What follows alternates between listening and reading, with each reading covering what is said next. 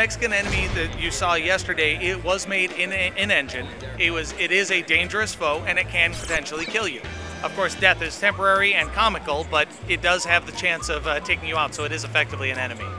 Don't really want to comment on any evil sack boys, so to speak, but in effect, you will see everything made in the game, but I don't think that they'll all necessarily be just like that. I mean, have you seen 2 levels that really look similar so far in the game? Creativity is unlimited in this game.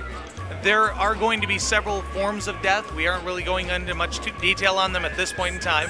We just showed squishing and fire or hot surfaces here at CES, but we will be going into more details on additional forms of death later on. We are looking to still do a demo. It'll be a derivative of a public beta. We're going to have to run a public beta. It's an online title. We want to get you guys as involved as possible. That will obviously come prior to launch, and it has to come far enough ahead to be able to implement change and fix things, so you guys can figure out about when that's going to be coming. That will be where we're going to get a lot of our things ironed out, and that's where we're also going to get some of the content that'll be online when we launch the title. None of the user-created levels from the beta will be on the disc, but they will be populating the server, so there's something else to do when you go online day one. The levels are going to vary a great deal. I mean, we have a few levels right now that are one room. You drop onto a conveyor belt, stuff falls on it, and there's helpful things and there's painful things, and you have to avoid them, and there's no resurrection on that one. So how many things can you pick up before you die? So that's a true bite-sized level, and then we've got longer levels as well.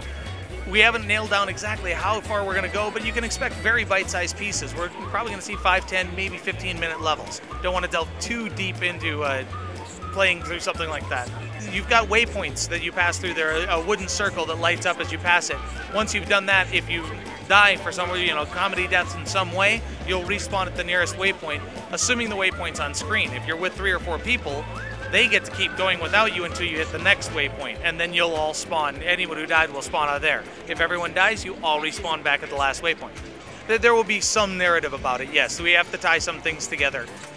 We aren't talking about the home integration yet until home is released, or, got to get a little bit closer to everything coming together before we delve into the features. But it'd be safe to say there's going to be some sort of home integration with LittleBigPlanet? I think the entire game community is really looking forward to home, and we're all chomping at the bit to be able to get our home integration in there. It's a creative game. There are tools to make levels. The entire gaming community is rabid about this title. Everybody kind of gets it, and is really having some fun with it. So we're going to be talking with a few other developers and see if we can pull something off, and maybe we can get somebody from the Ratchet and Clank team to make a level or something like that. But Play, Create, Share, coming this fall, global release on Blu-ray.